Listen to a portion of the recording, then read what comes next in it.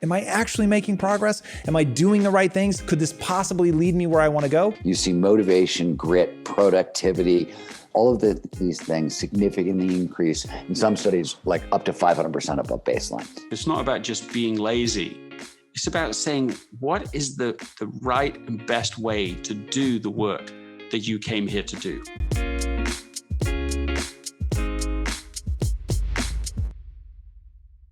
When you understand that, okay, this is a game of adaptation, of directed adaptation. I'm going to pick this thing that I'm aiming at, and I want to get good at that. What is that thing? Maybe that thing is learning to desire. Maybe that thing is courage. Maybe that thing is playing the piano. All of these things are things that you can get better at. Grit is probably my favorite thing that people think of as, well, you're just sort of born with it. You either have it or you don't. No, even that can be developed. Meditation being one of the most extraordinarily simple ways to get better at being able to stay focused on something over and over and over, which is a key component to grit. So it's all learnable. That's the punchline there. This is one thing I really wanted to explore with you today, Tom, is this idea that a lot of these skills, a lot of these behavioral patterns that we think are, they're innate. We've either got them or we don't. You passionately believe that you can train these as skills. I was on a path that I was so unhappy, and I had the world's most fixed mindset. So for anybody that hasn't read Carol Dweck's seminal book, Mindset, fixed mindset is where you believe your talent and intelligence are fixed. You're just born with it, is the way it is. Growth mindset is your talent and your intelligence can be changed through deliberate practice. So I was headed down one path where I thought, I was just born with this, whatever this is. And my life was about putting myself in situations where I felt cool and smart and didn't believe I could get any cooler or smarter. And then when I finally realized, oh wait, that's actually a dumb way to frame the world, click, binary switch over to, I choose to believe that I'm malleable, that I can get better, that I can get smarter, that I can learn something today that I didn't know how to do yesterday. And I went from, just to make this really gross for a second, I learned all of that in a dingy one-bedroom apartment in a bad neighborhood with no furniture because I couldn't afford any. And we're now recording the podcast in my gigantic Beverly Hills mansion, right? And I'm saying that is a result of the mindset. That is not a result of me being better than somebody at something. That is a result of me figuring something out that I think not everybody can do, but anybody listening to this podcast, if they've made it this far, they meet what I call minimum requirements. Wait, that is an empowering story. What I'm getting from you, Tom, is this idea that change is available to us at any time. Correct. And we explore this a little bit on my conversation on your show about what does it take for us to change? Do we need adversity of a certain intensity to ask ourselves, to challenge our own belief system and make us change, basically? And I guess this is something I know you wrestle with. I wrestle with this all the time. I lie in bed thinking about this stuff, thinking, do you need fundamentally pain on one level to actually start the process of change? I don't think necessarily you do, but I think a lot of us, unfortunately, that is what ends up happening. That certainly is for me. What was it for you? How did you go from changing from a fixed to a growth mindset? Because I've heard people say, you've either got one or the other. You've either got your fixed mindset or you've got a growth mindset. And this fascinates me on an individual level. This fascinates me for patients that I see. Frankly, this fascinates me for my children, right? 2 young kids under 10. I want to learn from you about these different mindsets. If we are malleable, if we can adapt, if change is always available to us, then what are those things that we should be doing? So here's the bad news about my story. It, of course, involves pain. So I didn't have to hit some crazy rock bottom, so I'm very grateful for that. So mine was a mixture of deep personal shame, of feeling like I was talking a big game about being successful, but I was not doing anything to actually become successful. And my father-in-law certainly was lovingly calling me out on that. And made it clear that he didn't want me to marry his daughter because he didn't see me doing anything with my life. And his very pointed question was, how do you plan to take care of my daughter? And my response to him was, I know what you see as a broke out of work, undereducated kid, but I'm the most ambitious person you've ever met. And then the next day I laid in bed probably for 4 hours in the morning and had done that the day before and the day before and the day before and the day after and the day after and the day after. And it wasn't until finally I was like, man, I'm telling my wife or my then fiance, I'm going to make her rich one day, and I'm not doing anything to actually make good on that. And I've been saying this stuff for a very long time. I've been telling people I was going to be rich probably since I was 11 or 12. And so I just thought, wow, I say this all the time, but I'm not doing anything. And the fact that my wife, then fiance, is having to guilt me just to get out of bed, like that's a bad sign. So that begins a process. There was nothing binary, unfortunately. It wasn't like some lightning rod moment where one day I have a fixed mindset, then I have a growth mindset. Like I'd started researching the brain by this point. And so I'm thinking like, yeah, man, like it is a little weird that I'm not doing anything. Like, what do I know about the brain that would sort of explain this?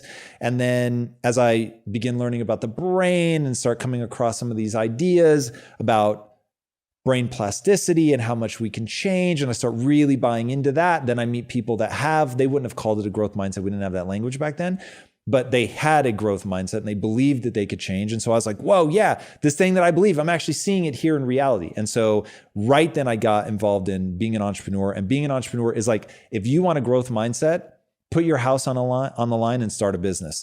You'll get a growth mindset real fast, because it's either that or you're going to lose the business, because you just have to own, I'm not good enough yet. I do not understand this. I'm too dumb to pull this off. So I really better get smart fast.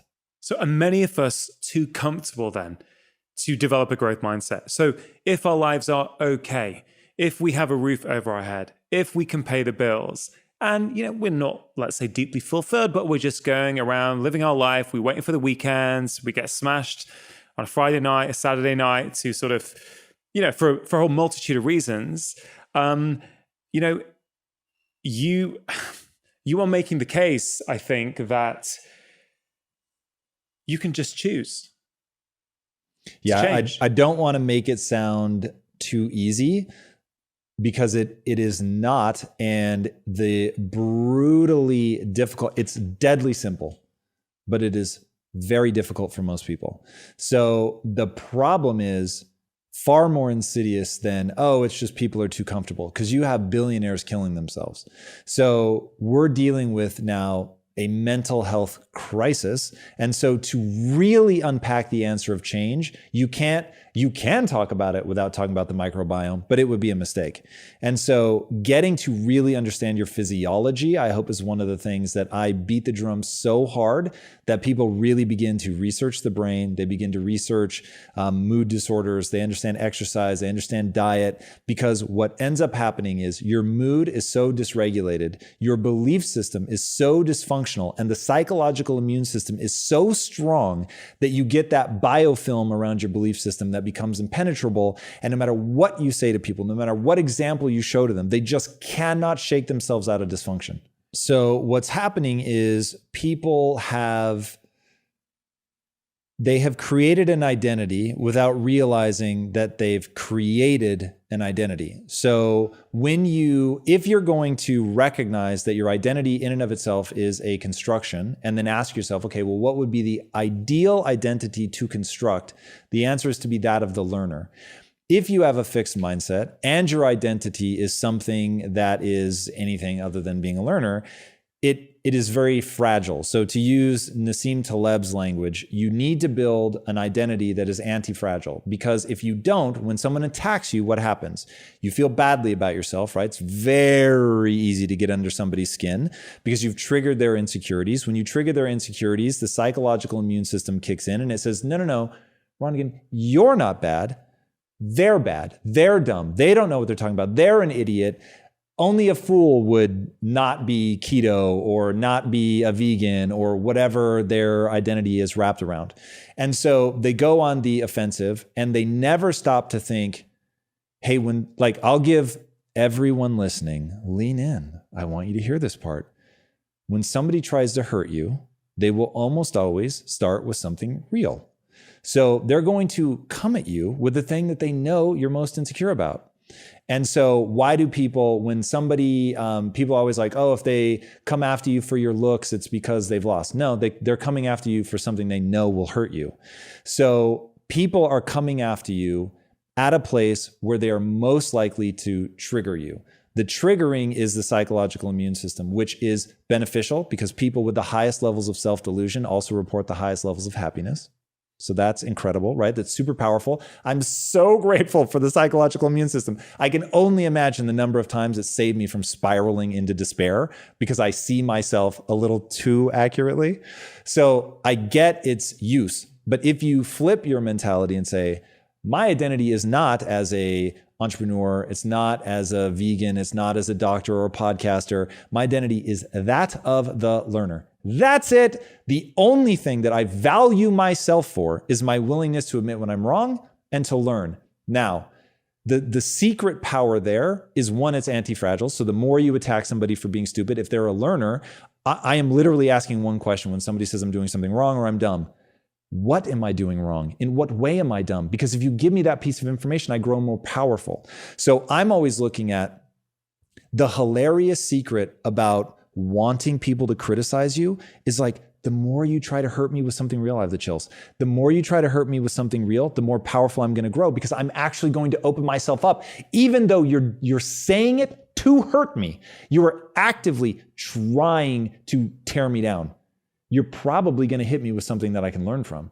And so what I always tell people is when people are chucking rocks at your head, think of them as actually being gold nuggets or bricks or whatever. And you can take that gold to the bank. You can take that brick and build a house, like however you want to think of it, but you have to let it hit you. You can't deflect it and send it flying off in another direction. You've got to take it. It's going to sting a little, but then you're going to have that material with which you can do something. And so if you build your identity around being the learner and you're constantly growing, over time you grow more powerful. But you have to lower the psychological immune system, or you can tweak it, much like you can go in and edit a virus to deploy something in the human body. You can edit the psychological immune system to say the only thing you can protect me with is that I'm the learner. Love it. I mean, I love that. I love this idea of being anti-fragile. That's Nassim Taleb for you. Yeah, what a beautiful concept. What a powerful idea, particularly these days, right? Where we're all getting offended at every little thing. We can't put anything out without getting offended by someone. But what does that tell you? You know, as we discussed, Tom, I mean, I love, these days I'm in a really good place where I feel I can, any friction in my life, anything that starts to bother me, for me, that's an opportunity to learn. That's an opportunity. Why is that bothering me? Why is that triggering me?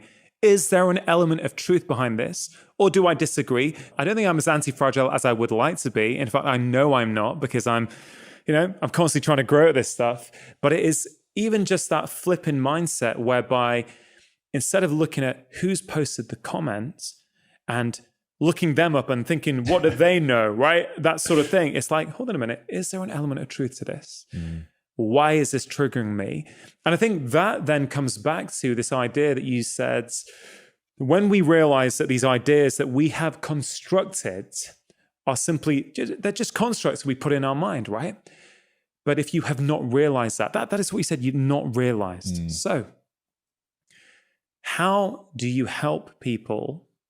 Is it possible to help people who have not yet realized or who don't accept that what is in their mind is a construct, that accept this is the way I am, this is my personality, I cannot change that?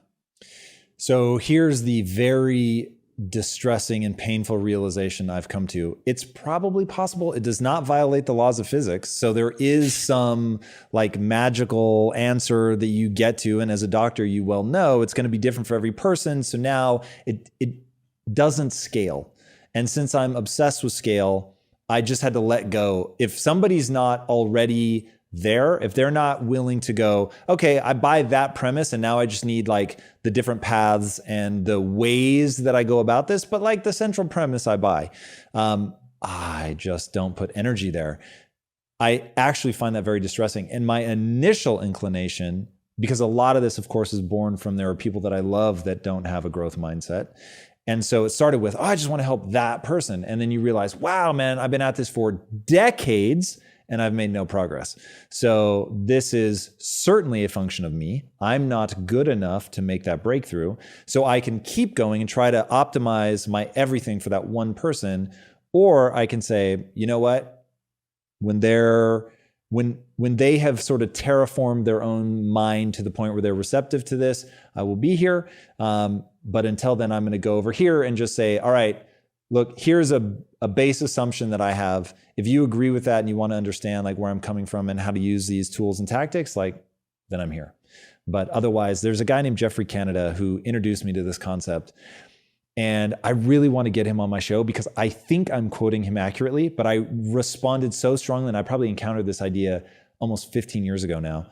And he grew up in Harlem and said, I'm going to go get a degree and I'm going to change the education system. And he ends up getting a full ride, I think, to Harvard, and goes back into the school system and realizes, whoa, you can't change it.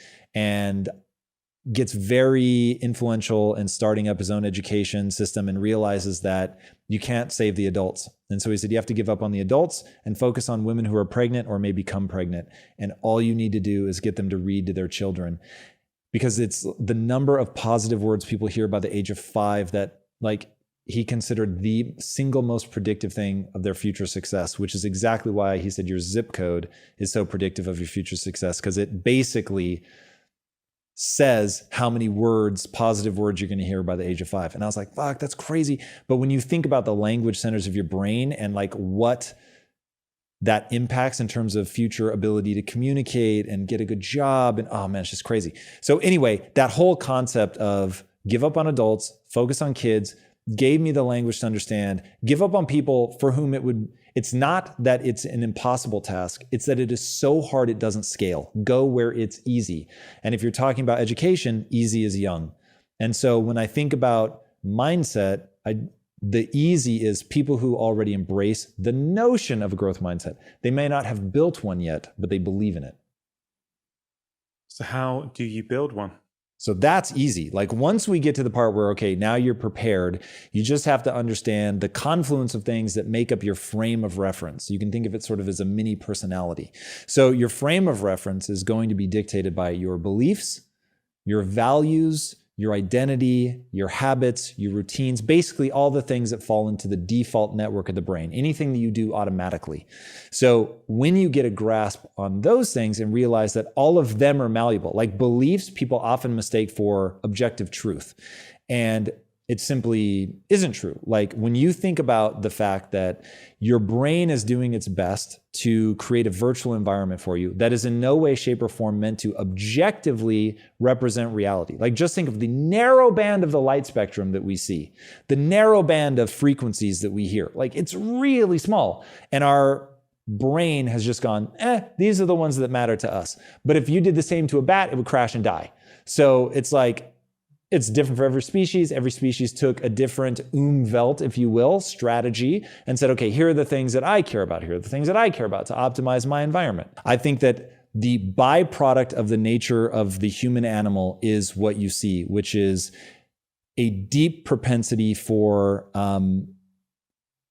self-loathing, which you don't accidentally escape that. I think that it takes a lot of work for people to become something that they're proud of, to contribute meaningfully to the group. I think that we have so many mechanisms designed to keep us alive. Don't resent the negative voice in your head that is saying bad things about you. That was so important at a time where if you were ostracized, let's say you were a sailor and they left you on an island because you couldn't tell that you were pissing people off or that they didn't like you. Like that was some real life or death stuff. So all of these mechanisms served a purpose. We just have to now also be grateful for our ability to be self-aware, to learn about the brain, to be recursive in our thinking and go, hey, does that belief serve me?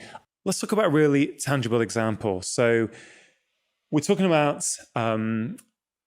beliefs that we have constructed. So a very common thing for people to have is negative self-talk, right? So, I see it in friends, I see it in patients. I can't stick to any diet. Okay, this always happens to me, right? So there are universal truths for sure, But are those statements universal truths? No, clearly not. So somebody who is listening to this, who says, yeah, man, that's how I talk about myself. I'm pretty hard on myself. I put myself down all the time. I'm not the kind of person who exercises, workouts, they're just not for me. Oh God, I'm the one who always gets passed up for that job promotion, right? Are these examples, in your view, of self-limiting beliefs that can be shifted? Definitively. And definitively. Yeah. So in every case. 1,000%. Those particular examples, 1,000%. So my thing, a rule that I live by and a rule that I aggressively try to give anybody that will take it is only do and believe that which moves you towards your goals. So if you want to feel badly about yourself, then telling yourself, yeah, I always get passed up for a promotion, the world is against me, like that is a dark place to live.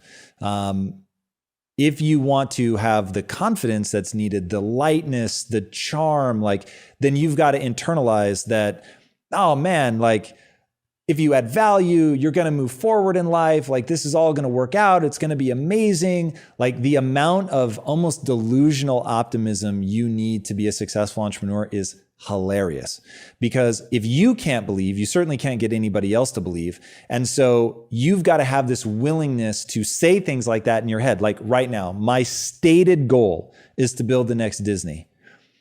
Now you can imagine the odds of me pulling that off border on zero, but I don't think like that. I can't allow myself to think like that. So it's I have to say, okay, this is interesting enough to me. And what I value myself for is the sincere pursuit. So I've completely divorced myself from the outcome. I don't care. Whether I do it or not is irrelevant.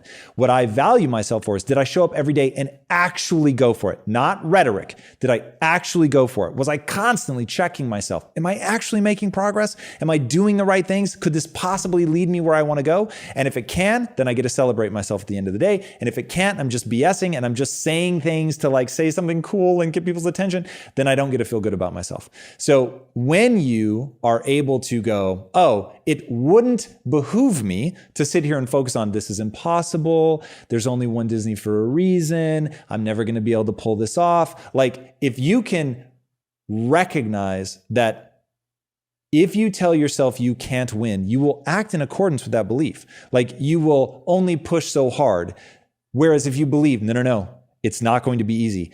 But through deliberate practice, I can get so good. I can learn all the things that I need to learn. I can get the right people excited. I can get people motivated. I can make mistakes. I'm going to make a lot of mistakes, but I'm going to learn from those mistakes. And I'm the kind of guy that learns from mistakes. I'm not afraid to make mistakes. I just keep trying and trying and trying. And people like being around me because I'm uplifting. I'm high energy. I'm a lot of fun. So I'm going to be able to attract the right people. So when I meet somebody, I'm not thinking he's never going to like me.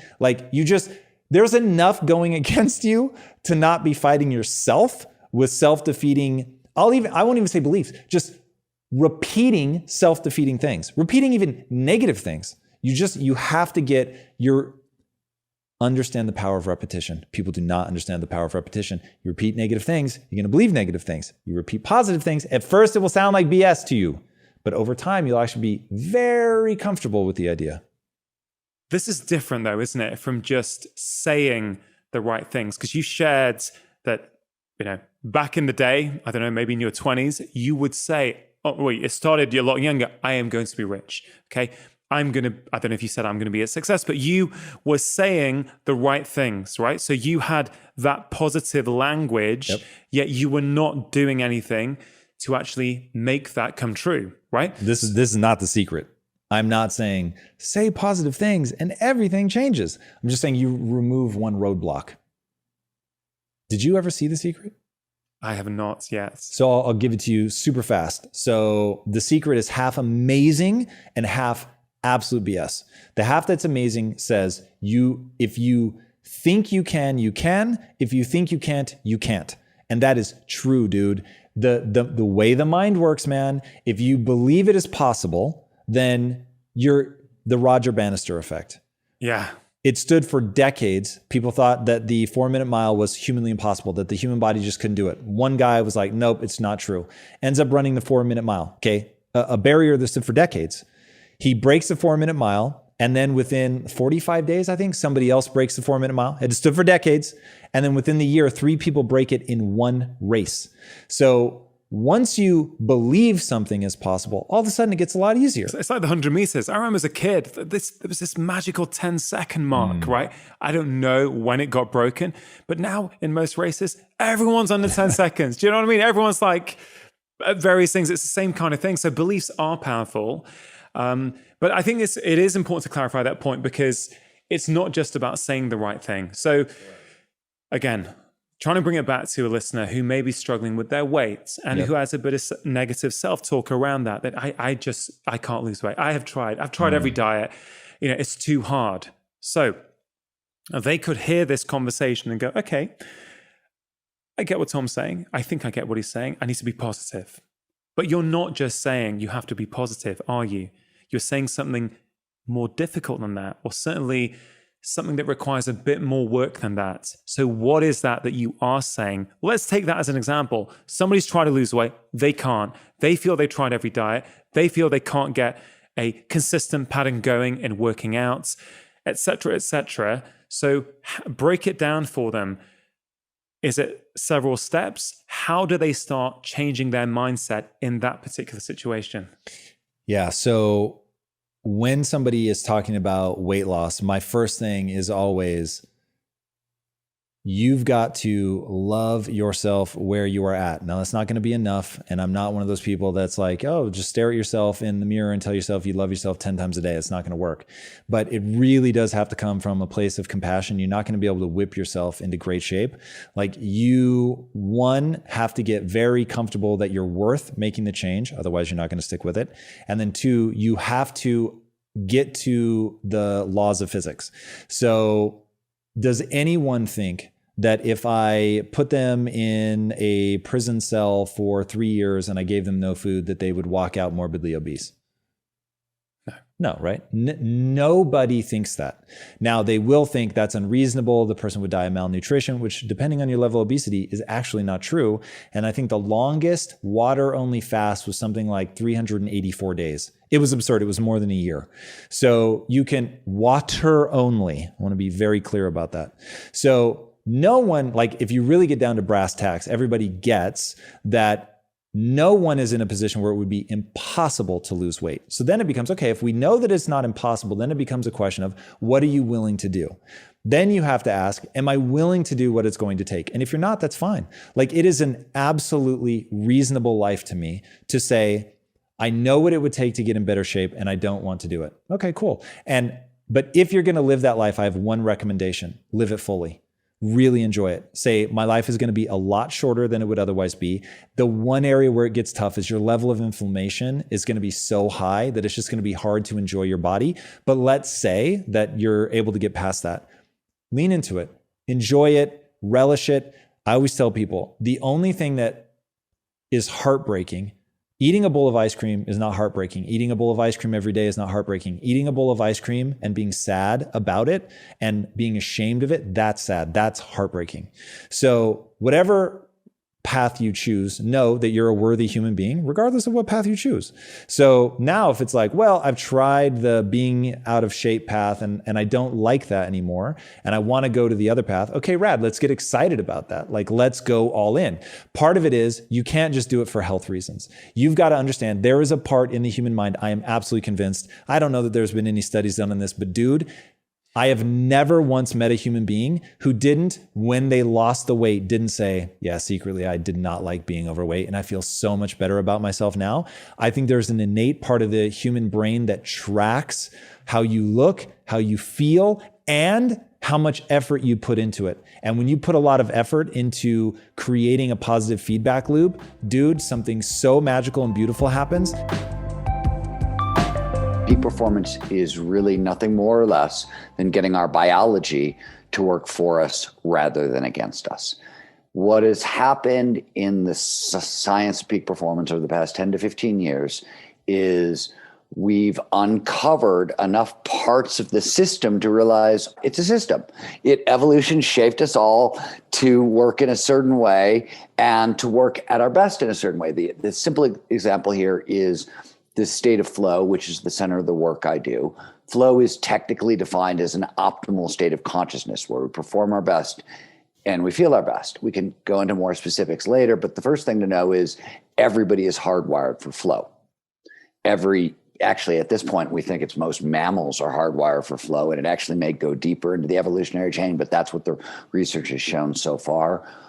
So one, when we say everybody's hardwired for peak performance, everybody's hardwired to go big, one of the things we mean is everybody is hardwired to get into flow, and flow as optimal performance is a significant amplification of a host of skills. On the cognitive side, you see motivation, grit, productivity, learning rates, creative problem solving, all aspects of creative problem solving, empathy, environmental awareness, all of these things significantly increase in some studies, like up to 500% above baseline.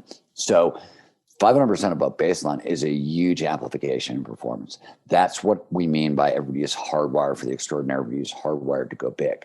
Now, to get to the second half of your statement, which is not going big is bad for us, that requires a little bit more about the biology of peak performance, because flow, while absolutely foundationally necessary for peak performance, it is necessary but not sufficient. When you actually look at the full suite of biological tools, especially on the cognitive peak performance side, the mental side, there's a bunch of motivation skills that sort of get you into the game. There are a bunch of learning skills that help you stay there, keep you there.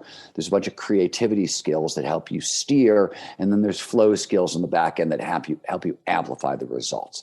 That's the full suite. Now, to answer why going big is bad for us, we have to break one more thing down, which is when we say motivation, it's a catch-all term. Right? Psychologists say motivation, they mean extrinsic motivation, stuff we want in the world that will motivate us, right? Money, sex, fame. Intrinsic motivation, and there are 5 major intrinsic motivators: curiosity, passion, purpose, autonomy, mastery. They also mean goal setting and grit. That's the motivation sort of suite, right? That's what we mean under motivation. Now, those intrinsic motivators I mentioned, curiosity, passion, purpose, autonomy, mastery, you get it all right, you get all those things pointing in the same direction, all on board, you end up getting a lot of flow. That's all you need to know. Now, what do I mean by not going big is bad for us? As I said, the system is designed to work in a certain way, work in a certain order, work with certain components. We're designed to go big. Not going big is bad for us. So let's look at probably the largest plague in the modern world, and I know it's one that you've written about extensively, which is anxiety and depression. 1 out of 10 adults is going to be diagnosed with anxiety or depression this year, right? And it's the largest drain on public health coffers in the world, and we're losing the fight because somebody kills themselves once every 12 seconds, right? So this is a major plague, it's a major crisis. There are 8 known causes of anxiety and depression. 2 of them get a lot of attention. One is trauma, the other is genetics. Trauma, something horrible happened to me, and I can't get past it. I've got anxiety and depression. Genetics, I can't produce enough serotonin, enough norepinephrine, enough dopamine, take your pick, and thus I've got anxiety and depression. But when you look at the data, what you actually see is that trauma, the vast majority of the time, it leads to post-traumatic growth. Right? This is Hemingway's idea. The world breaks everyone, and afterwards, many are stronger at the broken places.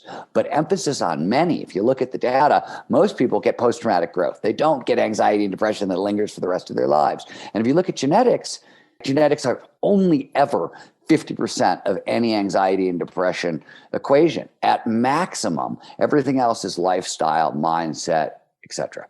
What are the other 6 major causes of depression? Number 1, lack of meaningful work. What does that mean under the hood?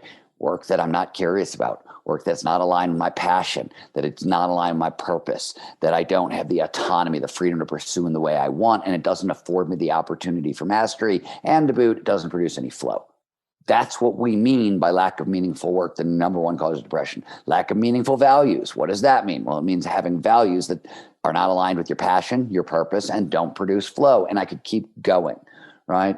Even the one that I know you've worked on as well, which is lack of access to nature. Right? If you dig under the hood of that, it's not just nature. It's that nature helps drive us into flow for a variety of reasons. So it's nature plus flow. In other words, the system is designed to work a certain way. if you get the system working the way it was designed to work, you get extraordinary performance. If you don't use the system the way it was designed to work, you get anxiety, depression, probably a whole bunch of health problems, which is much more your area of expertise than mine, et cetera, et cetera. So that's what I mean. Sorry for the long-winded explanation, but it's the best I could do. Hey, it was brilliant. And yeah, I mean, that's kind of jumping straight in at the start of this podcast. I normally do warm things up, and we have gone straight in. But Stephen, as I reflect on what you say, it's for me the point I just want to make clear to people who are listening or watching, and I wonder if you share the same view, is that what you offer people with your wisdom, with your research, is relevant to each and every single one of us, right? So we can talk about peak performance, and a lot of people, that sort of puts them off. They think, hey, I'm not like a Wall Street guy. I'm not a top athlete. But I've always said that we're all seeking peak performance in our lives, whether it's to be a great dad or a great mother or a great office worker or whatever it is. I think if you ask anyone, we'd all say, yeah, actually, I would like to perform at my best. I couldn't agree more. And if you don't mind, I'm going to break down one step further, which is, please. So I wrote a book called The Art of Impossible. It is a book based on 30 years of research, both kind of running the Flow Research Collective and actively studying the neurobiology of peak performance and training people to do this. But mostly I spent those 30 years studying those moments in time when the impossible became possible. That which has never been done suddenly gets done. I did this in every domain imaginable. I did this in sport. I did it in science. I did it in technology. I did it in art. I did it in culture. Just to give you one example so people can wrap their heads around this, in technology, my beat was those moments in time when sci-fi ideas became sci-fact technology. I wrote about this for the New York Times Magazine, Wired, Forbes, on and on and on, for a very long time. So I was in the room most times when like bionics became real, when the world's first artificial vision implant was turned on, I was there. When the world's first private spaceship was launched, I was there, and so forth and so forth.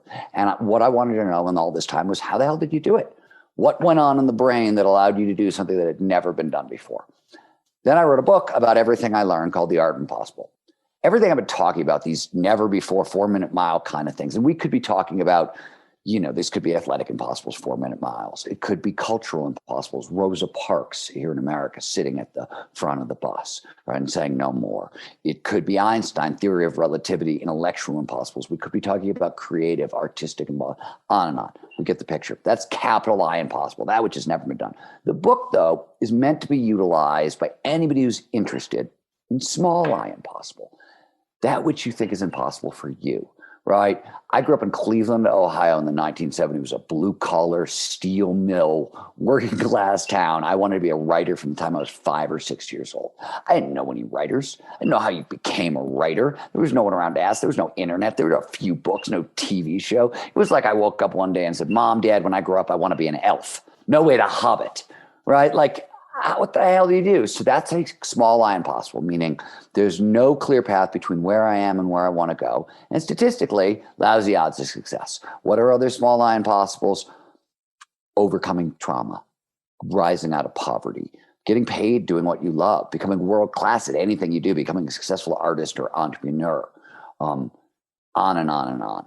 And because peak performance is nothing more than getting our biology to work for us rather than against us, the exact same biology you would utilize to capital I, that which has never been done, impossible, you would utilize to use small I, that which I believe is impossible for me. But here's the kicker, and I think this is where your point is.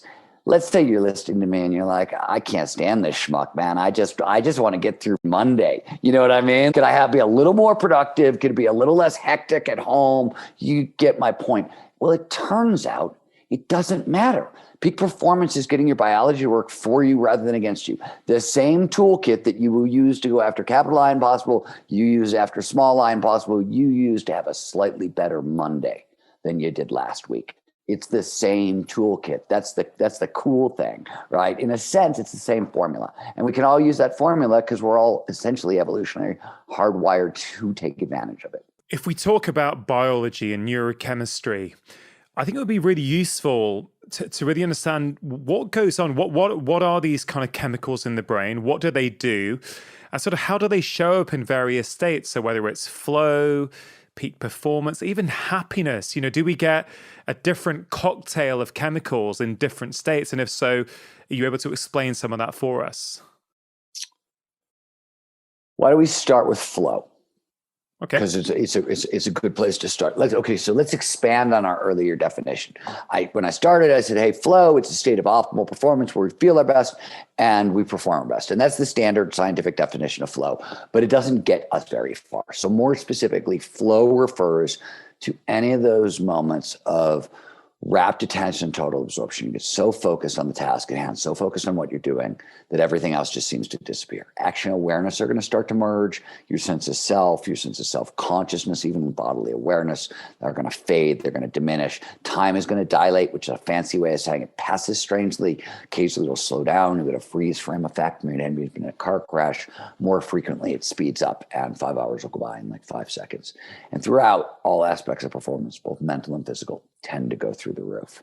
Now, that's a colloquial definition of flow. When psychologists define flow and they want to measure it, they say, hey, flow has 6 core phenomenological characteristics. Phenomenological is a very big word for how does the experience make us feel.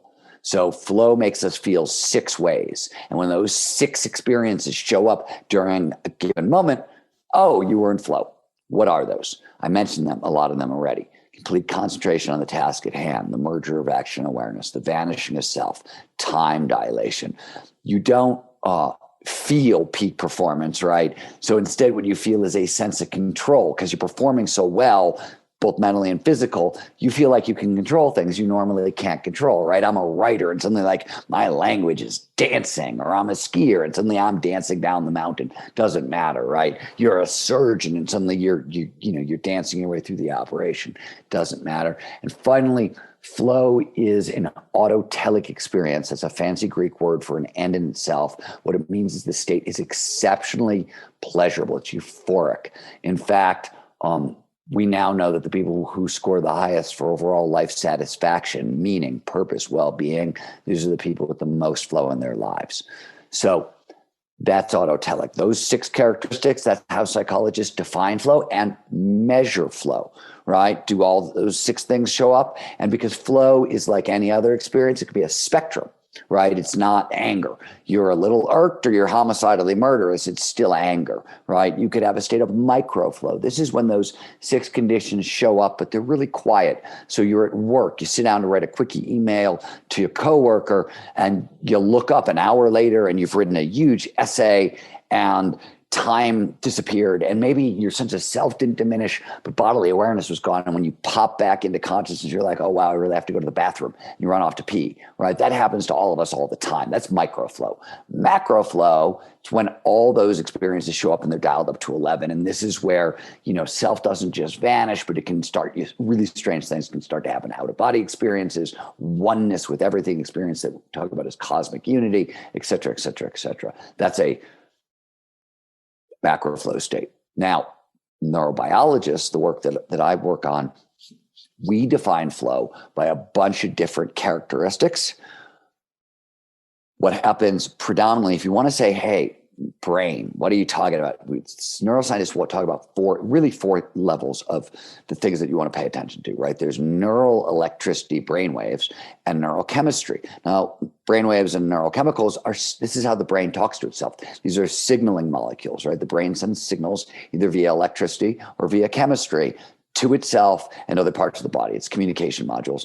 Or you want to know about neural anatomy and networks, which is where things are taking place, right? The prefrontal cortex or the parietal lobe, or take your pick, but because things very rarely take place in one spot in the brain, they're usually networks. We're talking about links that are either hardwired between parts of the brain or they're functionally connected, meaning they do work at the same time, right? So, that's what you're talking about. You asked about neurochemicals, and it's a good way in because neurochemicals are at the heart of so much peak performance. So I gave you the big picture. In flow, what we see is 5 of the most potent performance-enhancing neurochemicals that the brain can produce all show up and all show up at once. And this may be the only time you get all five. Now, what makes these chemicals special in flow is, first thing to know, neurochemicals are multi-tools, right? When I talk about dopamine, most people know dopamine as a so-called reward chemical, right? Because they're phone dings. And they know that curiosity might be underpinned by dopamine, so that little pleasure of like, oh, who did I get a text from, right? That's dopamine. Dopamine also underpins pattern recognition, right? You fill in an answer in a crossword puzzle, you find the pattern, you get a little rush of pleasure. That's dopamine. Dopamine does something cool also. It tunes signal to noise ratios. Basically, it amplifies pattern recognition. That's why when you find that answer in the crossword puzzle, you're likely to find 3 or 4 right after it, because you got a little spike at dopamine from solving the first bit of pattern recognition. And then those additional bits, dopamine, help you solve more patterns. It's why creative ideas tend to spiral sometimes. Dopamine also underpins risky behavior, and et cetera, et cetera. So, and it's also a massively rewarding chemical, right? Cocaine is widely considered the most addictive drug on earth. And all cocaine does is force the brain to release a bunch of dopamine and then block its reuptake, its reabsorption into the system. So we get a lot of dopamine in peak performance. When we talk about, for example, dopamine showing up in flow, but it also shows up in other places. Motivation is complete. Every intrinsic motivator, curiosity, passion, purpose, autonomy, mastery, they're all underpinned by dopamine. There are other chemicals involved, but dopamine is there. You also have norepinephrine. Now, norepinephrine is peculiar because it is curiosity and excitement, and it is also anxiety and terror. So a little bit curiosity, a little bit more excitement, too much anxiety, way too much terror, right? So it's a spectrum, but you get norepinephrine, and anything that you're curious about or you're excited about obviously drives focus, right? And drives attention.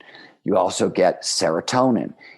This shows up at the tail end of the flow state, we believe, though a lot more work needs to be done on serotonin. This is the calming chemical at the heart of the Prozac revolution. And anandamide, the same psychoactive that's in THC. In the body, it naturally occurs. It's an incredibly powerful pain reliever, stress reducer, might heighten creativity, may amplify lateral thinking, the ability to think outside the box. And you also get endorphins, really powerful painkillers. In fact, endorphins are the internal version of external drug opiates, right? Yeah. And there are about 20 different endorphins found in the brain. And as a pleasure chemical, just to give you an idea, the most common is 100 times more potent than medical morphine. So, and by the way, all of these neurochemicals, these are endogenous, meaning internal to our brain. They have exogenous, meaning external drug things that bond to the same thing. And these are drugs of abuse, right? Endorphins are opiates. Dopamine is cocaine. Norepinephrine is speed. Anandamide is THC. And the other psychoactive that you're, the other neurochemical you're getting in flow. What am I forgetting? Serotonin, which is LSD or MDMA, depending on the pathway it takes in the brain, right? So when you say flow is this huge cocktail of pleasure chemicals, and flow may be the only time we get access, these are 5 of the most addictive neurochemicals in the world. And if this is the only time you get all 5 at once, now we can start to understand why is flow so autotelic. It's the most addictive experience on earth. What are you kidding? But just to put it in context, curiosity. What is curiosity? Oh, it's a little bit of norepinephrine and a little bit of dopamine. Passion, which is built out of curiosity, it's a lot of dopamine and a lot of norepinephrine. Purpose, which is built out of passion, is that same norepinephrine and dopamine now coupled to a bunch of the pro-social neurochemicals like oxytocin or endorphins or serotonin, right? And so forth. So when we are motivated, depending on what level, the brain is giving us more and more of these reward chemicals. And since these reward chemicals are multi-tools, they don't just make us feel better, they make us perform better. Now you start to understand why flow, right, is a state of peak performance where we feel and perform our best at the same time. Yeah, I mean, it's so fascinating. And I've been thinking a lot about flow and happiness recently. And you just mentioned maybe 5 minutes ago that the people who access flow the most have the highest scores on life satisfaction questionnaires, i.e., by certain definitions, they would be regarded as happier people. And it's... So that's actually wrong. But it's worth teasing apart because it's cool. So it's cool. You're not okay. You're wrong, but okay, there's a couple things I have to tell you. The first is that let's just park this and get it out of the way. Flow states, you want more flow in your life? How do you do it? Flow states have triggers, preconditions that lead to more flow. And the easy way to understand that is flow follows focus. It only shows up in the right here, right now. Now, there are 22 known triggers. There's probably way more, but there's 22. The most important one, what's often called the golden rule of flow, is known as the challenge skills balance. Yeah. The idea here is we pay the most attention to the task at hand, to what we're doing, when the challenge of that task slightly exceeds our skills, right? So you want to stretch but not snap. So this is psychologically not on, but pretty close to the midpoint between boredom, not enough stimulation here, I'm not paying any attention, and anxiety, whoa, way too much. In between is a sweet spot known as the flow channel. To put that more familiarly, we hit that sweet spot when you're a little bit outside your comfort zone. So you have to do this work, you got to get a little uncomfortable with being uncomfortable, pushing on your skills. Okay, let's take that chunk of information, park it for half a second, and return to your question. What positive psychologists talk about now predominantly, and this is a lot of, Martin Seligman has worked on this, Scott Barrett, a lot of people have contributed to these ideas. There are 3 levels of happiness that are available to human beings. Level 1, happiness. How do you feel hedonically, right here, right now, in this moment? And what we've learned about that level is there is not, because of nature and nurture, there isn't a whole lot you can do on that level. You can, as Dan Harris pointed out, probably get about 10% happier. But because of something called emotional set points, by the time we're 10, 11, or 12, we have a low point and a high point, and our whole life is going to take place pretty much in between. Now, we now know that those can move a little bit, and certain experiences can really mess with them. But as a general rule, they don't move, and that's our lives. Which is why you can make yourself about 10% happier. And, you want to do that, gratitude, mindfulness, regular exercise. If you really want to nail it, do regular exercise in the outdoors, So you can make yourself 10% happier. That's level 1 of happiness. That's what we know. What's level 2? This is literally, they call it engagement or enjoyment. But what does that mean? It's a high flow lifestyle. And this means that you just have regular access to flow. This could be flow at work. There are tons of high flow jobs. Coding is a very high flow job. My job, writing, very high flow job.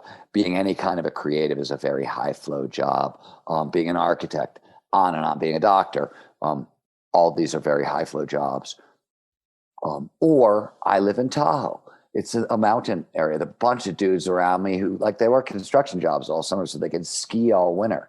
Or they work construction jobs all winter so they can mountain bike and fish all summer. Take your pick. Those are high flow activities. So this is the second level of happiness available to all of us, right? You can get 10% happier on the first level, but on the second level, if you figure out a way to live in which to get regular access to flow, now you've skipped up a level. Now you're getting into life satisfaction and actual well-being, right? Highest, the best we get to feel, what the research pretty much shows is it's a high flow lifestyle, and the things that are producing flow make the world a better place for other people. You want to take the focus off yourself, put it on other people, put it on animals, put it on plants, put it on the ecosystem as a whole. But you want to make, you want to make the world a better place. And if you can get flow while making the world a better place, that seems to be the best we get to feel on this planet.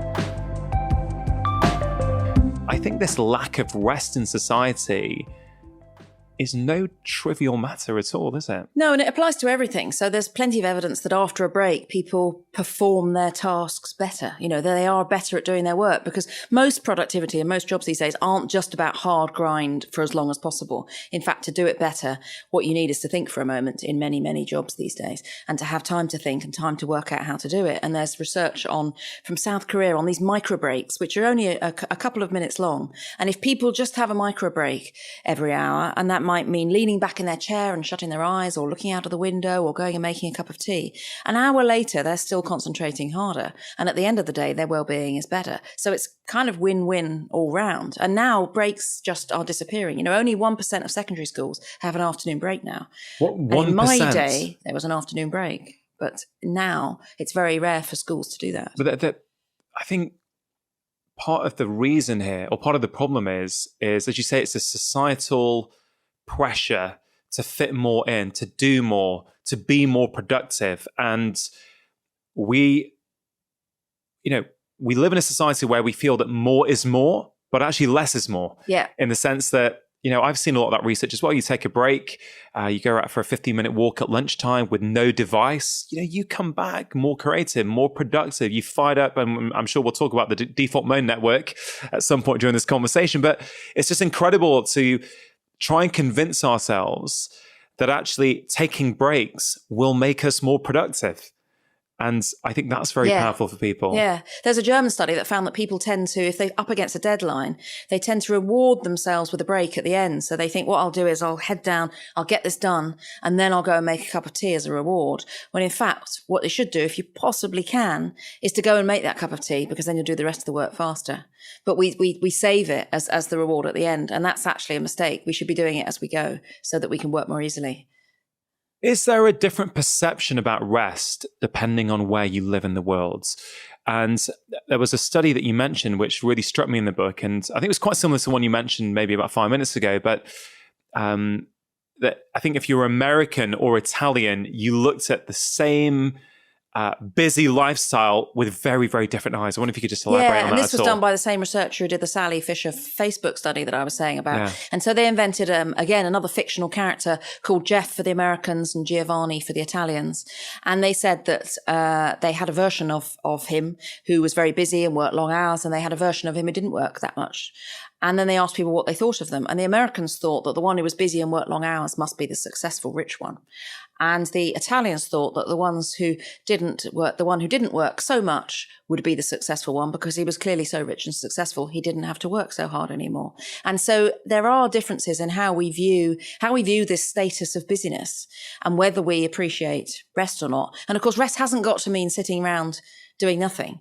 So, 38% of people in this big study that I was part of told us that they found walking restful, even though that involves activity. 15% found exercise useful and found exercise restful. And 8% said running was something that's restful. So it doesn't have to mean inactivity and just sitting still doing nothing, which most people find really hard, actually. Yeah. So I guess that begs the question, what exactly is rest, in the sense that what does it do for us? Because as you say, to some people, running is a restful activity. To others, it's torture and pain. So is rest, therefore, a very individual pursuit? Yeah, I think it's very individual. And what I recommend people do in the book is to find their own combination of activities, to find their own prescription for rest, if you like, for the activities that work for them. And then I've tried to work out, well, what is the essence of these activities?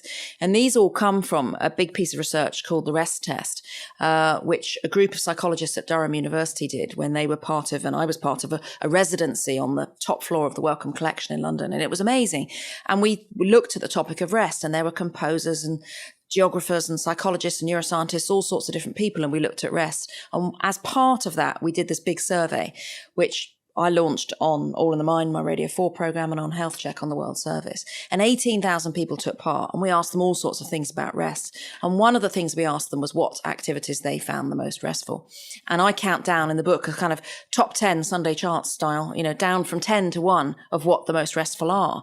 And what is really interesting is that they are different for different people. There were some that were more popular than others, but you need to find your own combination. Yeah. And I've got to say, that was such a brilliant structural format for the book. I thought was, you've done this rest test and you count down from 10 all the way to 1 about in order, basically in ranked order. That was a very, very novel thing to see in a book, and I really enjoyed that part of it. So thanks for that. Oh, glad you liked it like that. Really, really liked it. Out of those 10, from recollection, I don't think anything involved the internet or social media. No, is that right? No, it didn't.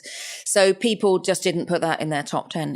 A few people put it down, but not very many. So why is that, Claudia? Because on some level, many of us think we're unwinding, don't we? In the evening, we get home from work and we go online, or we'll go onto Instagram or Twitter or some other social media channel. So I would bet, I've not studied this, but I would bet that a large proportion of people in the UK and around the world now will come home from work and, you know, one of the main activities that we'll do in the evening is engage on social media.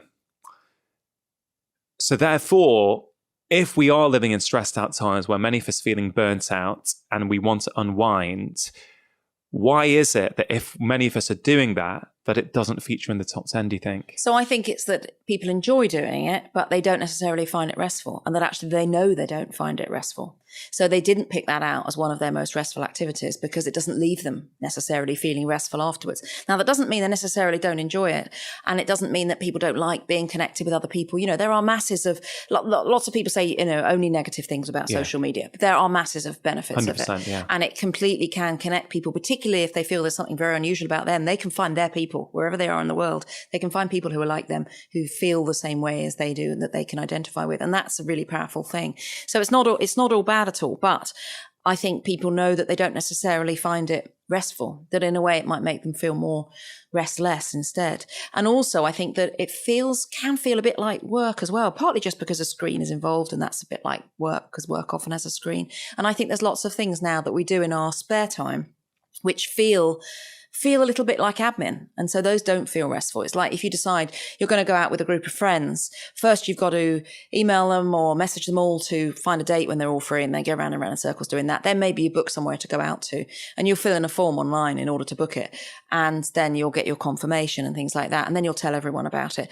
That's a bit like work. Yeah, that's a bit like arranging meetings. And in one way, companies have very cleverly, through new technology, got us to do some of their admin for them all the time. Anything we want to do, we fill in the form. You used to phone someone up and they filled in the form, but now we do it all. So there is much more, in one way, work is impinging into our rest time. We're doing things that feel a bit like work. And I wonder if anything with a screen, that's social media where you're doing stuff, feels a little bit more like work, and so that doesn't feel restful. Yeah, I spoke to someone on the podcast a few months ago called Elizabeth Amons, and she's written a book on life admin, and she talks about these invisible tasks that basically absorb a lot of our time and energy that we don't even realize. Yeah. And actually, when you start to quantify it, you're like, oh my God, I'm spending maybe 2 hours a day on life admin. And this stuff didn't exist 20, 30 years ago. And I often think about the example of booking a holiday. Like, again, I'm not saying it's not a good thing that there are now low-cost airlines and an ability to, drive down costs and everything. I get all that. But, 20, 30 years ago, you want to go on holiday, you go to a travel agent. Tell them where you want to go, what you want to do, and they would take care of all the phoning, the hotels phoning, the airlines, all that sort of stuff is taken care of for you. But now you can do every step of that yourself, which is a significant workload on top of an already busy life, right? Yeah. Which goes back to your original point, which is we're not busier than we were in the 1950s, but it feels as though we are. Yeah. And some of that is all this life meant, it's just everywhere. There are all of these things that we have to do. And none of those things ever appear in people's lists of restful activities, Yeah. People don't put down booking a holiday as a restful thing, even though they anticipate, once they've done it, it's booked it, it's nice because you can anticipate it, and that's great. And that's positive. It doesn't feel like a restful thing like other really restful activities. Yeah. But Claudia, one of the most, I think, impactful things I've done on how busy I feel and my health and well-being is probably something that may surprise you. About, what are we now? January 2020. So I think it was around October 2019. I'd just done an event in London. I was in a cab. I was feeling a bit frazzled. And I thought, you know what? I've been thinking about this for a while. I'm just going to do it now. I went onto my phone and I went to my Gmail app and I deleted the app from my phone. So I just thought, yeah, I can see your face. I know it sounds like you're feeling very unrestful hearing that. But I tell you, it has changed my life. What, so you have to log in on a laptop now? I have to log in on my laptop. Right. So for the first few days afterwards, I was used to that habitual check. I was on my phone. Oh, where's my email app? I just want to see if I got any emails. Yeah. I tell you what, after a few days, you get used to it. And what it's done for me is I feel I've got more time. I never measured how much time I was spending checking my email, but you know what? If you ever had a gap between a patient or at lunch, or just before you go back in, or as you say in the evening, you just constantly, because your work email is on your personal phone, you can't get away. And it took a bit of getting used to. And again, some people may listen to this and might think, I can't do that with my work. Fine. I get it. As you say, it's a personal thing. I found a way to make that work for me. And although it was scary doing it, and I did it in a frenzy when I just thought, right, that's it, I'm doing it. I'm just going to see what happens. I got to tell you, it has changed my life. Honestly. It's I would highly recommend it, although judging from your look. No, it is impressive. No, I'm very impressed that you managed to do it. I'm just trying to imagine doing it myself and imagining how upset I was when my email wasn't working a couple of weeks ago. But yes, I know what you mean about after a couple of days, you would get used to it. And I think one big benefit is that, I don't know, if you're on doing something like you're on a train, I've been on a train today, and people used to look out for the window and they're already traveling somewhere. So you're already doing something. So you don't need to feel that you're doing nothing. You're doing something positive because you're getting somewhere that you need to get to. But many people will, read their emails the whole time while they're on the train because they sort of think it's saving some time. Now that's true, but you're missing out on some restful moments because all those things you weren't allowed to do at school, like staring out of the window and doodling and daydreaming, there's evidence that all of those are good for us. Yeah. And trains are the perfect moment to do that. But is it really saving time? Because we think it's saving us time, but constantly overloading our minds and bombarding them, I'm sure that this will make you less productive later, more fatigued later. In my last book, The Stress Solution, I talked about this idea of the personal stress threshold, and we deal with, I split up stress into sort of micro stress doses and macro stress doses. And I said a micro stress dose is a little hit of stress that in isolation you can handle. In isolation, it's no problem. But when they add up one after another, they get you closer and closer to your stress threshold. And when you hit your threshold, that's when you blow up with a colleague. That's when you have a row with your partner. That's when you feel your neck tight or your back goes because of stress. And I'm convinced more and more, as I look at life now through the lens of micro stress doses, I think constantly looking at our emails is a micro stress dose that on top of an already busy and overloaded life, I'm not convinced it is saving us time. No, and I think it's not because it's depriving us of breaks as well. And because we know that breaks then make you work more productively, then because you're doing that every time you could have a break. But it's also then keeps putting those things back at the top of your mind again. Yeah. And so, whereas it's better if they're shelved off onto the phone. I know. Look, if we look about it, I don't know when smartphones came out. I mean, I know they're ubiquitous now, but it wasn't that long ago. No, it's only really 10 years ago. Yeah, 10 years ago. And, we didn't have email on our phone. So even though we were all using email at that time, we would go on a computer and send an email. And I got to tell you, it's been it's like this weekend, it's just gone by. I've really tried my best to switch off because it's been a super busy few weeks.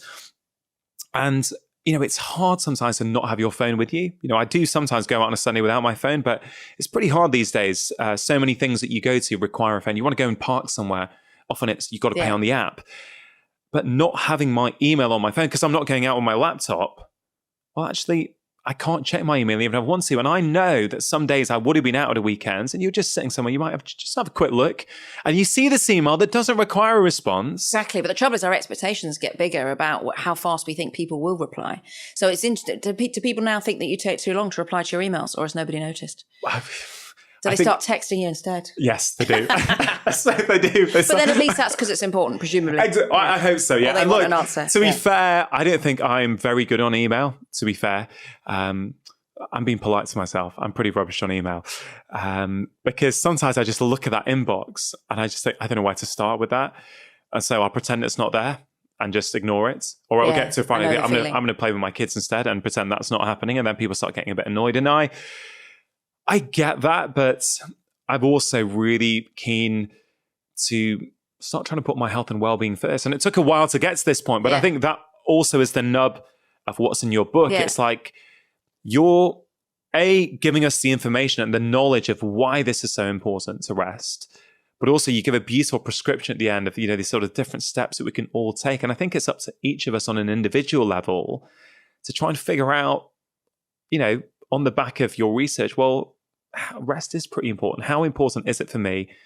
And what steps am I going to take to start introducing more in my life? One of the biggest changes I've made is prescribing myself 15 minutes of gardening whenever I'm working at home. And so I love gardening. And for me, it's the thing that makes me relax straight away. I can go out there and start deadheading things or playing around. I've got a tiny, tiny greenhouse that just I can stand in. And it makes such a difference. I can feel a wave of calmness come over me. Now, it won't be gardening for everybody. You know, some people hate gardening. So it's a question of finding that different thing that can do that for you. And now when I'm working at home, I prescribe myself 15 minutes of rest when I should be working, if you like. And I decide I'm not going to feel guilty about this. This is for my mental health. And so that I can work and do the things I want to do. And it's good for me. And I'm going to do it. And I take that time and I do it. And it's been amazing. Do you think that there's something about... Is there some sort of power, the fact that you're prescribing it for yourself? So you may have been doing the same activity anyway, but by framing it through the lens of, oh, this is now restful time for me and my mind and my body, do you think it has additional benefits, or do you think it actually makes us feel good that actually, oh, I didn't think I was resting, but actually maybe I am? I think it makes us feel good because we can notice it. Because another thing you can do is to notice that there might be more small restful moments in your life than you think, particularly for the people who are really busy. And of course, people, you know, caring, who are, say, working and caring for small kids and perhaps caring for older relatives as well, or for somebody who's not well, it's very, very hard for them to get breaks at all. But what people can do is to try to notice those small restful moments that there might be, and to reframe wasted time as arrested time. So if you come home to yet another of those sorry you were out cards on the doorstep, and then you go down to the sorting office and there's a massive queue, and if you're me, you're really annoyed and thinking, oh, it's just so annoying that I've got a queue and I don't even know what it is. And then, but maybe instead, on a different day, if somebody said to you, you can have 10 minutes now in the middle of your busy day to do nothing at all, you can just stare at the world go by, would you like that? You'd probably say, oh, yes, please, I'll take that. Thank you. I'd love 10 minutes to do nothing. Thank you very much. So what we need to do is to then think, well, this is my 10-minute break. So I'm going to stand here. I'm not necessarily going to, not going to go straight to my phone and look at my emails. I'm just going to stare at everything going on around and look at everyone else in the queue, maybe chat to somebody in the queue, and that it's okay. And so it's noticing other moments and reframing those as rest as well, and seeing how much rest can you find. Yeah, I like that. I love that about reframing those wasted moments as rest. And I think that will make us feel good. And I think there is a thing about the permission to rest as well. And it's been really striking already with the questions people have asked at events where I've been talking about rest, is people are saying that they knew they liked, having a hot bath or whatever it was that they found restful, or reading, or these different activities that people said. They knew they liked that, but they hadn't realized that it was okay to do that. And it's almost as if I've said, well, the evidence says it's okay, so it's okay. Yeah. And now you can do it. Now, of course, you can just do it anyway. People haven't got to wait for me to say it's all right to do something. But I think it's really interesting that we feel guilty. And so in our study, 9% of people said that they felt guilty whenever they rested, because they felt they shouldn't be, because there are always things to be done and they wanted to be better and get all their things done. But maybe we shouldn't, we should protect our own mental health. Yeah, for sure. And it reminds me about what a lot of patients have fed back to me, which is, I also prescribe 15 minutes of me time for them a lot of the time. Particularly, I've got to say, and this may just well be my practice population in terms of what I see, but I tend to see a lot of women really struggle to give themselves me time, and again, just to be super clear, it may just be my population, but I see a lot of women in my practice who might have kids, who might have partners, who might have elderly parents who they're looking after, who seem to give, and nurture, but don't feel that they can actually afford the time for themselves. And, a lot of them would say, hey, Dr. Chatterjee, you've really given me permission to relax. And I always found that phrase really striking, because I don't feel that my job as a doctor has ever been to give people permission to do anything. It's like, I don't really subscribe to that paternalistic type relationship between a doctor and a patient. I really like to be more of a partnership and a kind of, shared agreements together. But you keep hearing that phrase, permission to relax. I think, wow, it's reflective of the times. People need permission to relax. They need permission to rest. Yeah, they definitely do. And I think it's really powerful, that. And I think that this shows why people have chosen some of these activities as well, because some of them are activities that are useful in some other way. So then they relieve the guilt of doing it. So like, having a bath, you've got to get clean anyway. That's an important thing to do. So if you have a bath, then you also get left in peace for a while, and you get to relax for a while, and you get to, hopefully not get interrupted, but you can feel as if you're doing something useful. And it's the same. It's very striking. I thought that reading came top. And reading involves some effort, it involves cognitive effort, it involves concentration, it involves your attention.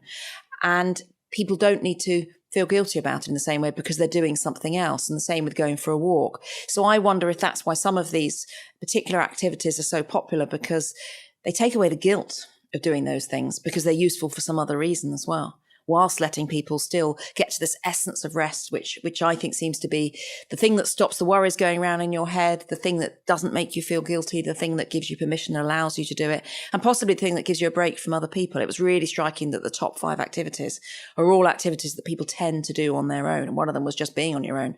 But they are things people tend to do on their own because these are not necessarily the most enjoyable ones. And even when we looked at personality, and even when we looked at extroverts on their own, we found that even then things like chatting and socializing didn't come in the top 10, even for the extroverts who should be getting energy from seeing other people. They still want a rest from other people sometimes as well, because then you haven't got to, worry about what anyone thinks or what they want to do. You can just, as you were saying, me time. There's so much to pick up on there. This whole idea of time alone, which I think was one of the chapters, wasn't it? Time alone. Yeah. And I found that really interesting because we've got all this, we've got a lot of conflicting ideas out there. So we're busier than ever before. There was a beautiful quote, actually. I'm going to read it out. So I thought it was lovely in the book, which sort of really speaks to the point I'm about to make. So this is in the I Want to Be Alone chapter. And you quoted from the book, The Inner Level by Richard Wilkerson and Kate Pickett. Clearly, the human brain is, in a very real sense, a social organ. Its growth and developments have been driven by the requirements of social life. This is the case because the quality of our relationships with each other has always been crucial to survival, well-being, and reproductive success. So you've got here a very powerful quote demonstrating that we are social beings, we're social animals, we've always benefited from having people around us. We've got all the research that's coming out as to how toxic and harmful loneliness can be for our health. Yet, one of the top things that people like to do in order to rest is be by themselves. So how do you make sense of these quite seemingly conflicting ideas? Well, I think it's absolutely true that human connections are really important and really vital. And we know how good that is for people's mental health if they are positive connections, positive relationships that they might have. But I think also we do want some time on our own as well to kind of recover from being with other people in a sense. And that also the loneliness that you talk about is when you don't want to be alone, when you're not choosing to be alone. Yeah. And the next big study that we did with Wellcome and the BBC after the rest test was the BBC loneliness experiment. And in that, it was one of the questions we asked people was, what's the opposite of loneliness? And people had said things like togetherness and things like that. People said all sorts of different things. But somebody stopped me in my street and said, I've been thinking about that question that you were talking about on your program. I've been thinking about what's the opposite of loneliness. And the opposite of loneliness is wanting some time on your own, because you are choosing to have that time on your own, which is very different from loneliness where it is imposed upon you because you haven't got the relationships you want. And if you look at the real definitions of loneliness are not having the relationships that you want, or the quality or the quantity of relationships that you want. No, I love that. And, there's that constant balance that we're searching for, isn't there? That we like to be with other people, but too much of that, and then we're craving that solitude, we're craving that time for ourselves. I know I get like that. If I've been doing a lot of events, seeing a lot of patients, I really crave a bit of time just by myself, just to be alone with my own thoughts, or to read or do something. And it is fascinating. I wonder if we've ever had that luxury in sort of our evolutionary past, has that always been built into life? I suspect it probably had, that there was that sort of campfire connectivity time of sharing stories, but there was probably a bit of solitude there as well. Yeah, I think there was probably both. And I think that, people will say, loneliness is important from an evolutionary perspective. We need to feel pain if we're not connected with anyone at all, because it's being connected with people that helps humans survive, and particularly in the past helped humans to survive. You can survive now on your own if you're happy with being on your own and never seeing anyone. You can do that now. But I think you couldn't in the past. And so you needed to, a bit like you feel hunger and that's painful. If you need some food, that people would feel a kind of yearning for connections with other people and feel sad when they didn't have those. So you can see where loneliness has come from. But I think maybe people have always sought solitude as well. And if you look at writers going back for centuries, we'll talk about solitude and its benefits for that. And people will talk about particularly things like solitary walks and how that improves their creativity and some time to think on their own. Sometimes you just need to think, whatever it is you're trying to solve, whether it's a work problem that you're stuck on or something to do with a relationship or something else, or a decision that's got to be made, should you move or shouldn't you? Where should you live? Those sorts of things. Sometimes you just need some peace to think about it. Yeah. I really like that idea of, solitude being desirable when we know that we're part of a tribe and a community. Sorry to interrupt. If you're enjoying this conversation, there's loads more like it on my channel. Please do press subscribe and hit that bell. Now, back to the conversation. The challenge, I think, is to treat competing priorities as somehow equally valuable. It's where you start to say it's all essential, it's all important, it's all a priority. This is one of my favorite little sort of tidbits of research, but the word priority came into the English language in the 1400s. And according to Peter Drucker, it stayed singular for the next 500 years. So it wasn't until the Industrial Revolution where people started speaking with, no sense of irony at all, saying, here are my 34 priorities. And they all have to be done now or even yesterday. And so that shift in our language, I think, illustrates a weakness in our thinking and our logic that says, look, if I can just fit it all in, somehow I can have it all. If I treat everything as important, then it will all work out. And in fact, life isn't even close to, that doesn't approximate reality at all. What is far closer to reality is that a few things are essential and almost everything is trivial noise. And so it's more like waking up. You've spent your whole life thinking you were in a. And I don't say this in any way disparaging, but you think you're in a coal mine, and you've lived your life in that way. It's just productivity, get more stuff done. And then you wake up and you say, I've never been in a coal mine. It's all the time. It's been a diamond mine. And so actually my whole job is different than I thought it was. The whole job of life is different. It is to actually explore what is essential, find those diamonds. That's the most important thing. All the rest doesn't matter. Find those things, invest in them, protect those things. And we know that this approximates reality because when people look from anything like a long-term perspective, they recognize that only a few things mattered. At the very end of people's lives, when they're looking at the totality of their life, they don't say, oh my goodness, I wish I'd spent more time on email. Oh, I wish I'd spent more time, on social media and so on. And no one thinks that. No one says that. They can see with a bit more perspective, a few things mattered. And I lost that perspective in that moment, and in an attempt to try and just sort of keep everyone happy and deal with all those pressures. So it's the job of life is to figure out the essential few, to eliminate the non-essential, and then to make it and design it so that the essential things happen as automatically and as easily as possible, so that you don't have to use extraordinary or superhuman effort to make sure you remember the essential things and do them. You want the default to be the essential things. As I think about your work and, I see, where do I see people commenting on this on social media? A lot of it has been people in the business world or the productivity world.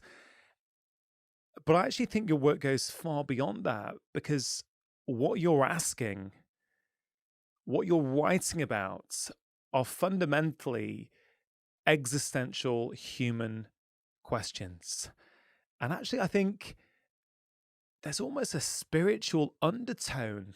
I think that on one level, you need self-awareness to be able to apply the principles in your books. But at the same time, I think simply by applying those principles in your life is going to give you a lot of self-awareness. So I think it works both ways. And, I can't help shake the feeling that these principles are going to be just as relevant for, I don't know, let's say a single mum in her life trying to bring up her children, trying to make ends meet. Maybe there's a lot of struggle in her life. I think these principles could really help her as well. So, I'd love to understand your perspective on this. Well, I don't feel like either books, I'm asking a business question. I'm asking a human question. And I also think those human questions are relevant to businesses because all businesses are just humans trying to figure out how to serve other humans. So, it applies there as well. But I think it really is human first questions, as you say. And I actually do think that a deeper reading of Essentialism and Effortless is about your spiritual life and about what is guiding you. As a friend of mine put it, are you being led by your scared self or your sacred self? The scared self will tend to operate in a certain way, endlessly the fear of missing out and what other people are doing and competing and comparing and living in that state. But the sacred self will guide you differently. And so asking better questions will help reveal better answers. I'm thinking now of somebody, of a working mum in England who reached out to tell me her story. So she, after reading, some of the stuff I'd written, started asking this question every day. What is the most important thing I need to do today? That's it. Simple question. But she asked it every day. She wrote it up and she asked it every day. At first, the answers she got were to do with the business that she was trying to run. Which key client to work with, what project was due, and so on. But over time, the answers evolved as she evolved. Yeah. And it became, self-care. You need to sleep better because you're not sleeping enough. You're not protecting yourself. You are burning yourself out. But then one day she gets a call from her dad and he said, look, nothing to alarm you here. Mum's in the hospital again. It's nothing serious. Just wanted to keep you in the loop. And she said in that moment, as she asked the question that day, she knew exactly what the answer was. It was so clear to her. It was almost like time stood still and like she remembers the weather and the room she was in. And she just knew she had to go to the hospital that day. That was the priority. Yeah. And so she did. Now that's like a 2-hour drive. So she's really committing the rest of her day to this. It's not a completely trivial, I'll just go across the street for 10 minutes thing. And she goes and she sees her mum. She says, Mum, I love you. I'm glad to be here. Mother says, I love you too. An hour after that conversation, her mother falls into a coma. And very unfortunately, never recovers from that. A week later, Joe has the unfortunate job of turning off the life support machine. And she reached out to me, just wrote to me to tell the story because she said, if I had not been an essentialist that day, how differently things would have worked out. I wouldn't have had that moment. I would have missed that and for something inane. And so that was to me a very encouraging moment because, I felt like, I can't change the hospital moment, but for her, she was able to make a better trade-off. And so as people ask better questions, as they change and evolve, the answers will change and evolve. And so I do think that Essentialism and now Effortless can help people go in different levels when they're ready, as they're ready. And that's what I'm going for. It's beyond just business. I guess it's like any skill, the more you do it, especially if you're intentional each time you do it, you're getting better at it. So the question you may ask yourself on Monday of, the first Monday of 2020, the first Monday of 2021, you are going to be a much better skilled person at answering that same question if you've been practicing it. So, obviously, Greg, you have written these two wonderful books. What is the most essential thing for you to do in any given day? I mean, that does change from day to day, because what matters is what's important now. And that's a nice acronym, I think. The acronym is WIN. You've got to win this day. And that means getting clear each day. And it does change it depending on the circumstances. I mean, today in this conversation, the most important thing today is my relationship with my wife, Anna. And maybe that should be true every day, but it feels true today. There's lots of things going on, and making sure that today I actually create enough space for us to go on a walk. We don't do that every day. Sometimes through the pandemic, we got to the point where it was pretty much every day, and it really mattered. No agenda, just listening, sharing, talking, and that became a really important practice. But when that isn't happening every day, it doesn't work as well. And so to me, that would be the priority today. So that, again, doesn't mean that it's the only thing you do today or the only thing I need to do. It's not my only responsibility. But knowing that at the beginning of the day means that I can try to, design the day differently. When the trade-offs come up, I can make the trade-offs differently. And so that would be my answer today. That isn't the answer every day, but it is today. What I love about that answer, Greg, is there's a flexibility within it. There's not this kind of rigidity that we can then feel chained to that answer. Oh, I said the most essential thing was for me to meditate for 20 minutes every day, but today I don't have time and I can't do it. I think sometimes when we are trying to better our lives and better ourselves, we can go to these extremes. I certainly know I've been guilty of that in the past. And it's something I feel I'm sort of evolving in my own practice of prioritization, of essentialism, of self-care, is actually, you know what? I feel I can change things from day to day depending on what my needs are on any given day. So I really like that flexibility that's sort of built into the way you answered that. Well, I've been on this 7-year listening tour. It's been the most extraordinary opportunity to listen to people, literally the world over, talk to me about what is essential for them and what the challenges are for them to live that in practice. And one of the things that has been like an endless theme is the assumption that the essential things not even have to be, the essential things are the very hardest things to do. And I've found that a little confusing at times, especially when I've heard it so often, because what it feels like people are doing is they're taking essentialism and they're saying, well, I need to be a perfectionist about it. And I'm like, well, that doesn't sound like a very essentialist way to become an essentialist. But it's like they've got this new language, this new, relatively new idea to them. And then they're bringing a bunch of old ideas to how to change to it. Yeah. In fact, one person told me one day, they said, I loved essentialism, but it should come with a warning. This will be the hardest thing that you will ever do.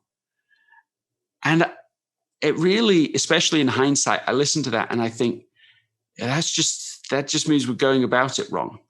There's a different way to do this. So even after somebody says, I'm really committed now to pursue what matters most in my life, you've got to, it's literally now, I see it as equally important to say, well, what's the right way to do it? Yeah. If you try to do the essential things, the right things, but do them in the wrong way, you'll still be burned out.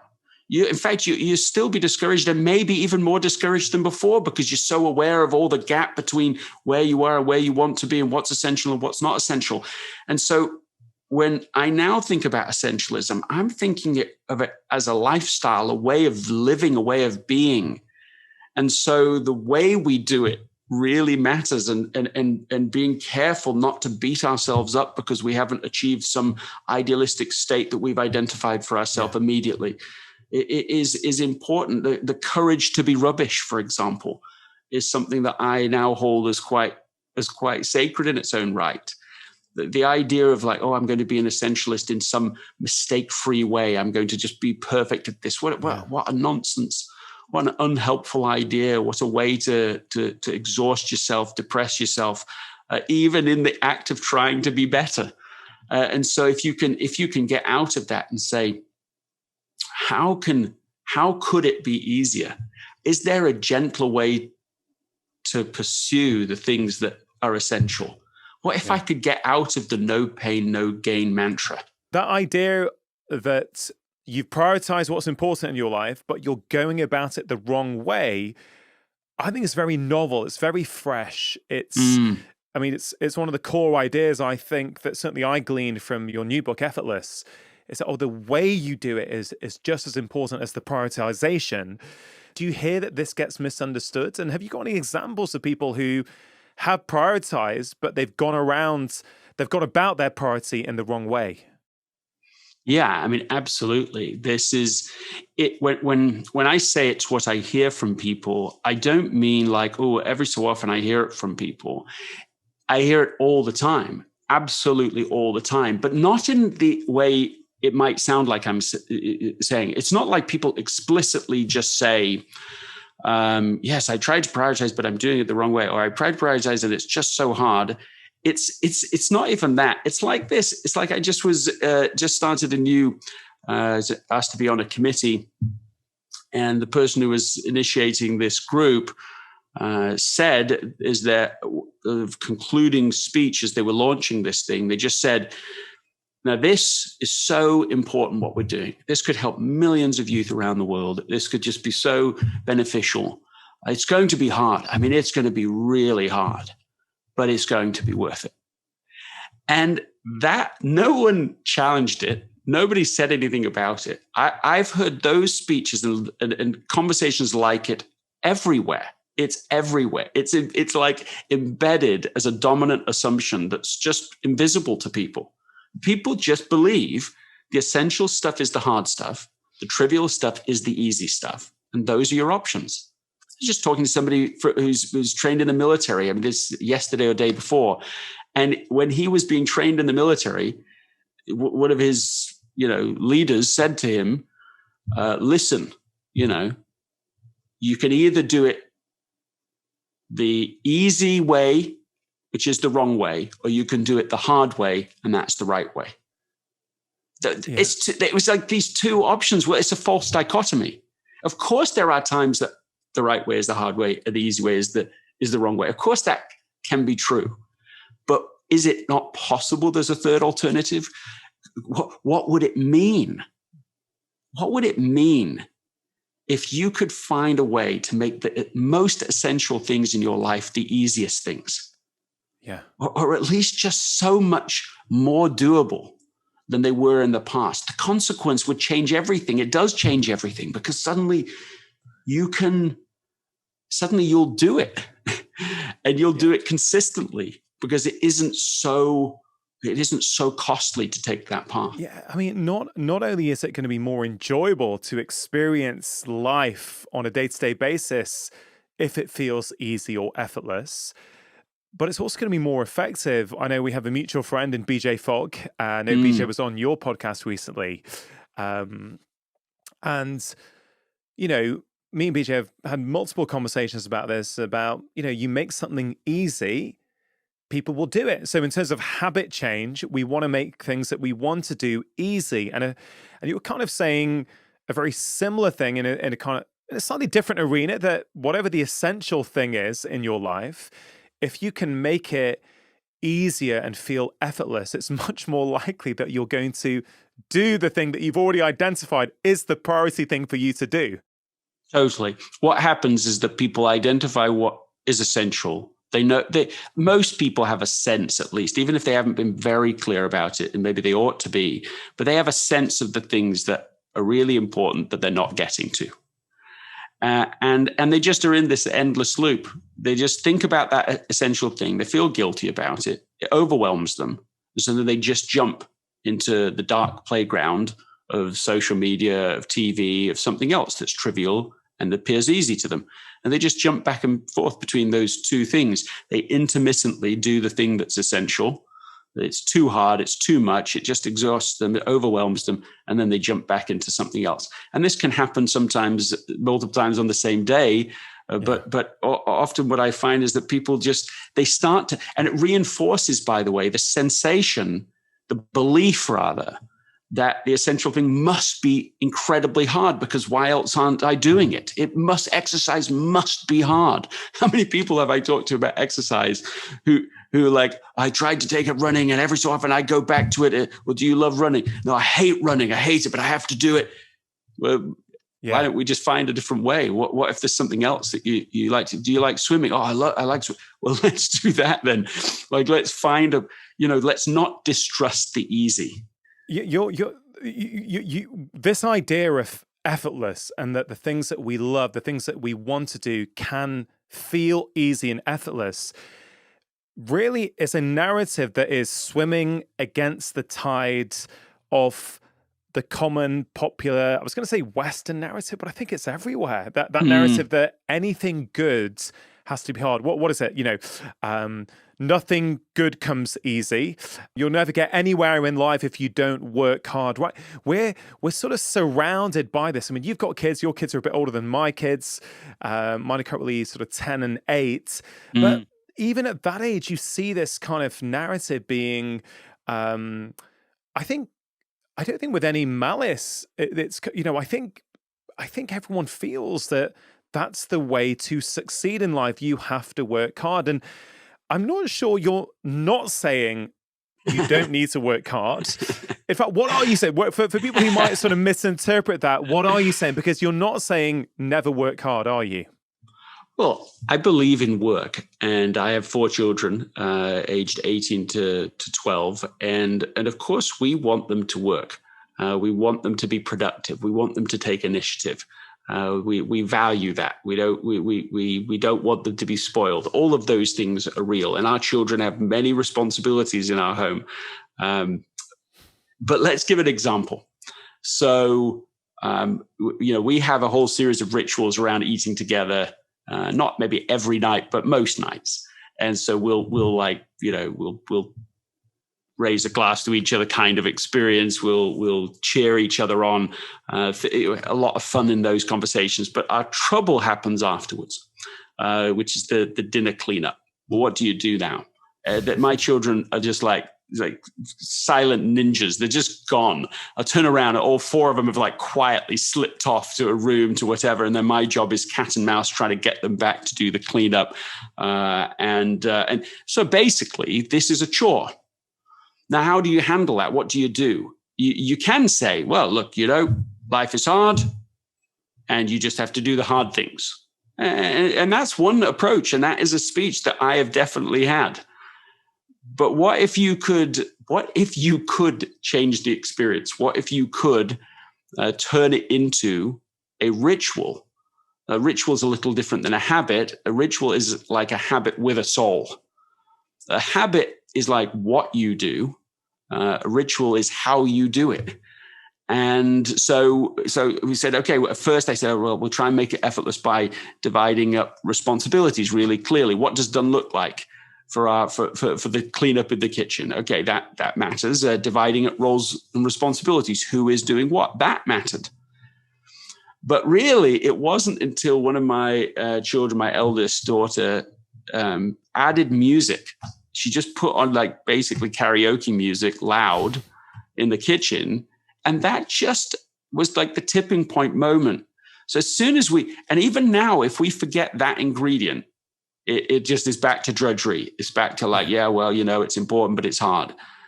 And now, as soon as someone puts on the right music, it just changes it. Someone starts singing, and the feeling changes, and people want to be there, and they want to be part of the little party, and the work gets done. That to me is an illustration of the difference here. So what if you didn't just have to endure the essentials? Oh, it's just harder, just push and so on, and relentless. What if you could enjoy it? What if you can make it into something that the experience of life is better? Then the important things get done, and you've built relationships rather than burned them down a bit.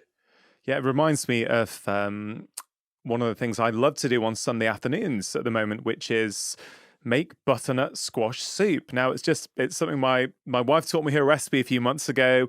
I love making it. I love the process. But what happens on a Sunday afternoon is that I'm like, okay, cool. This is going to take a couple of hours from start to finish. And so I will put on one of my favorite CDs. I'm still pretty old school. I've got a CD player where I choose an album that I really want to listen to. I love it. I put it on. I clean up the kitchen. I sort of go through the various stages, put the butternut squash in the oven, get everything. And I love those 2 hours. Right? Those 2 hours on a Sunday have been transformed. Now, I could have looked at it. Oh man, I've got to cook this for the family. I've got to prepare it. What a hassle.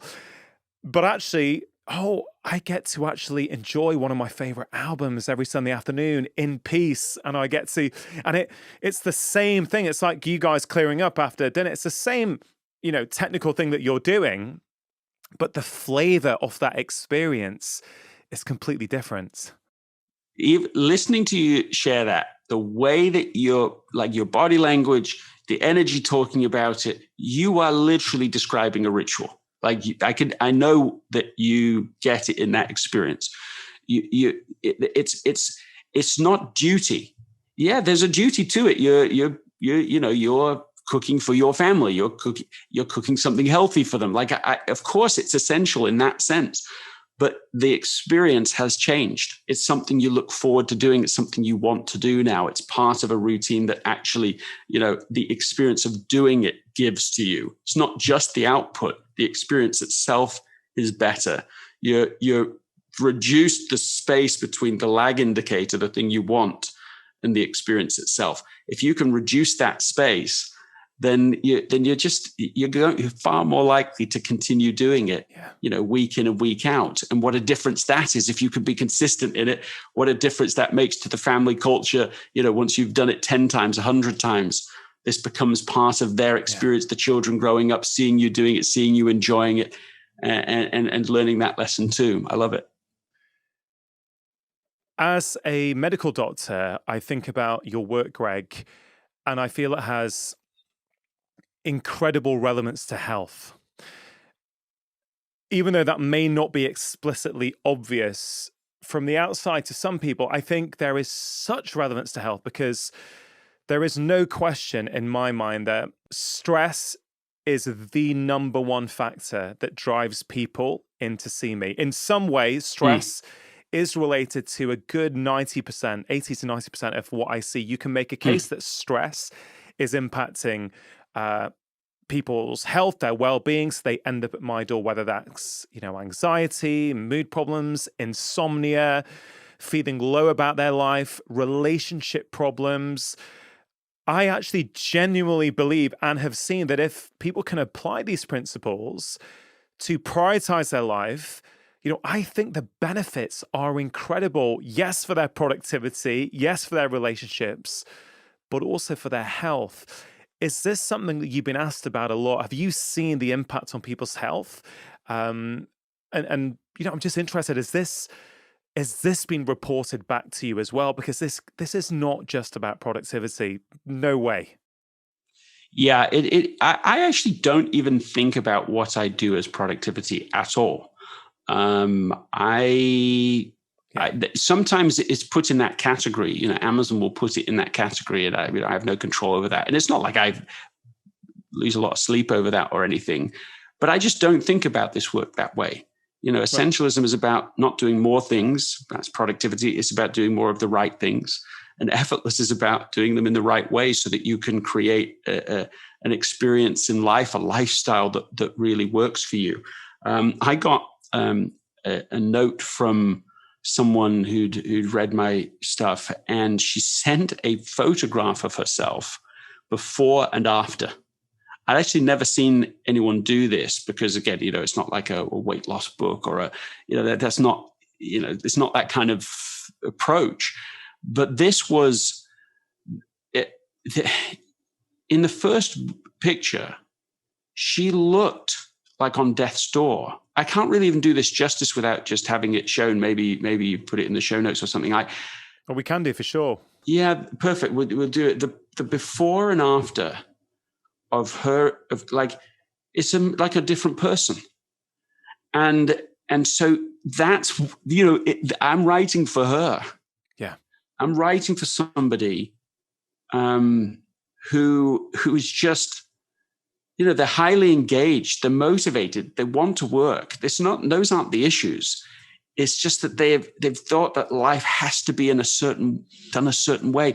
Another story, a woman who is a manager at a university, at Brigham Young University, and she is the type of person who's up till 4 a.m. in the morning, photoshopping for her youth class at church the next day. She feels guilty if she eats lunch. Not if she takes time away for lunch. If she even eats it, she feels guilty. But she definitely believes, and wrote to me to say so, that she feels if she's not exhausted, she is not doing enough.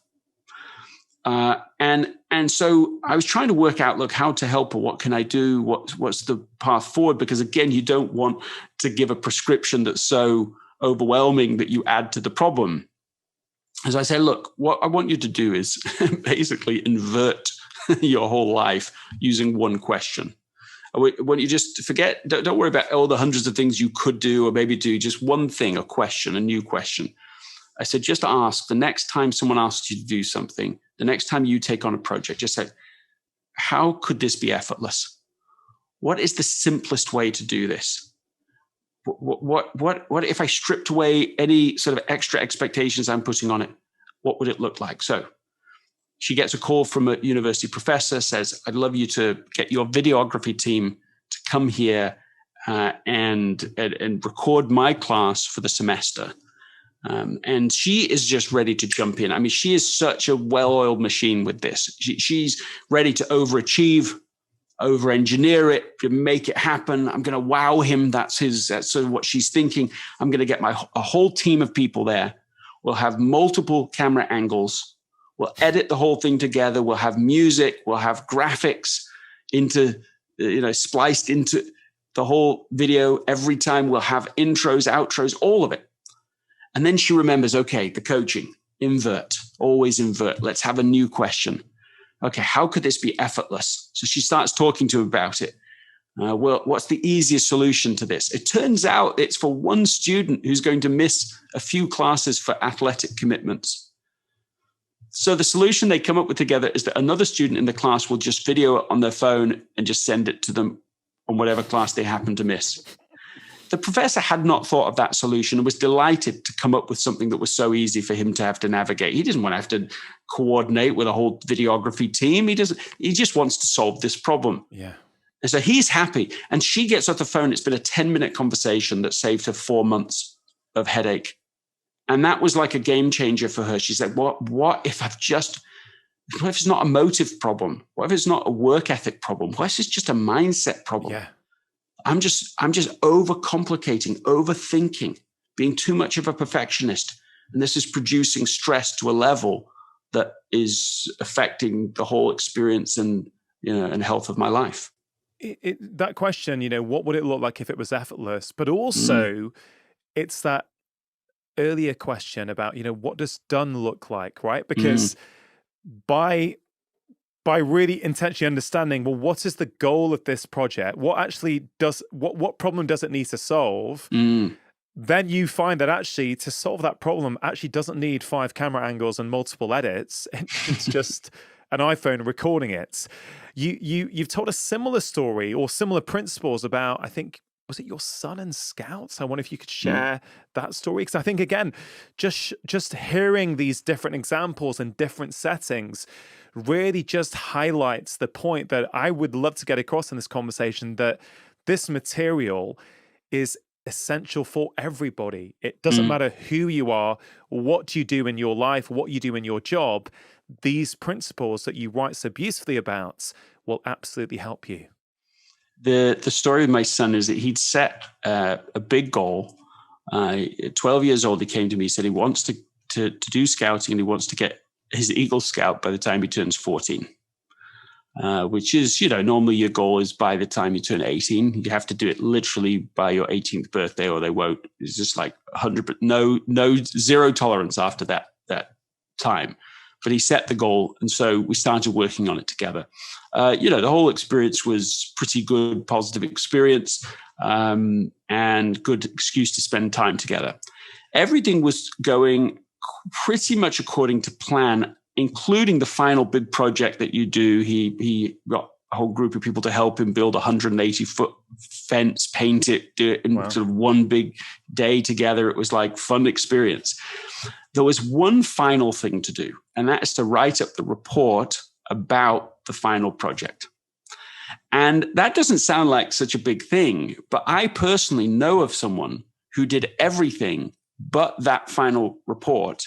And eventually, years after they'd completed it, everything else in the program, tried to hand it in a day after their 18th birthday, and they didn't get their Eagle. So they didn't get the Eagle Scout. They didn't complete it because they didn't get that final thing over the line.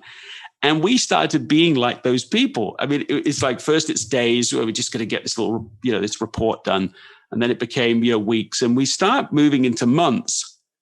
And I got them together. I said, okay, listen, why is this taking us so long? Why is it taking you so long? Why is it taking me, long to help you? What's going on? And we just realized that we were just overcomplicating it all. We had seen ourselves other examples of people who had built the most spectacular final reports, in wooden boxes, carved and beautifully designed. And, I might say it this way, sort of parent projects rather than the Scout projects it seemed at play. But there's like 100 hours of work, some of these things. And they, they're amazing. Yes. But we said, well, what does done look like for us? Well, it just means we have taken this to the Scout office and they have stamped approval. Well, what are the minimum steps to completion? What's the minimum we need to do to get this job done? We need a small 3-page essay. It doesn't have to be 20 pages. It's 3 pages. That is what the requirement is. So do the requirement. Okay, we need to put a few photographs in there and write down. We don't need an essay about all of them. Just a little one-liner from him for every picture. What's the very first obvious step we can take? Instead of worrying about the 100th step, what's the very first one? Get a binder. Drive to the shops and buy a binder. That is the first thing we can do. And as soon as we started asking these different questions, the action just became, it's like a physical change in you. When you know what the next action is and it's doable, your whole body changes. It's like, yeah, I can do that. We can do that. We can go to the shops right now and we can buy that. And we did.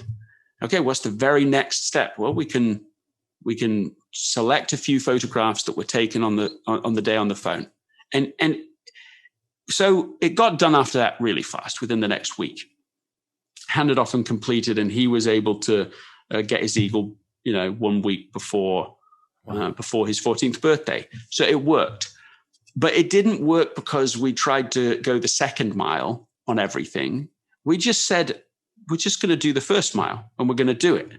And that my life has been, so many of the mistakes I've made in my life have been not because I didn't try, but because I was trying too hard, because I was trying to go the second mile and I hadn't gone the first.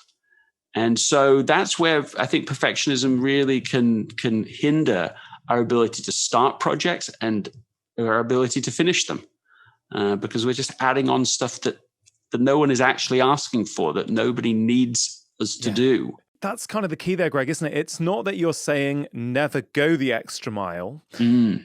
What I hear is you're saying go the extra mile when it matters, when you've identified that it really matters to you for what you're trying to do. But when it doesn't matter, don't waste your energy, your cognitive loads, because I think people could misinterpret this potentially and say, well, I'm not going to work hard anymore. I'm only going to do the minimum that I ever need to do, which is, of course, not how we want to bring up our children. It's not how we want to, the message we want to give in society. So how do you help people find that sort of middle lane between those two extremes? Well, I think that, again, this is about making the essential things easier. That alone gets you closer to the middle lane. it's not just about living an easy life. It's not about just being lazy. It's about saying, what is the right and best way to do the work that you came here to do? If you enjoyed that conversation, I think you are really going to enjoy the one I had with the former monk, Jay Shetty, on the simple things that you can do to train your mind. It's right there. Give it a listen and let me know what you think. The monk mindset is about pursuing your truest goals, your truest self, and your most authentic, aligned goals.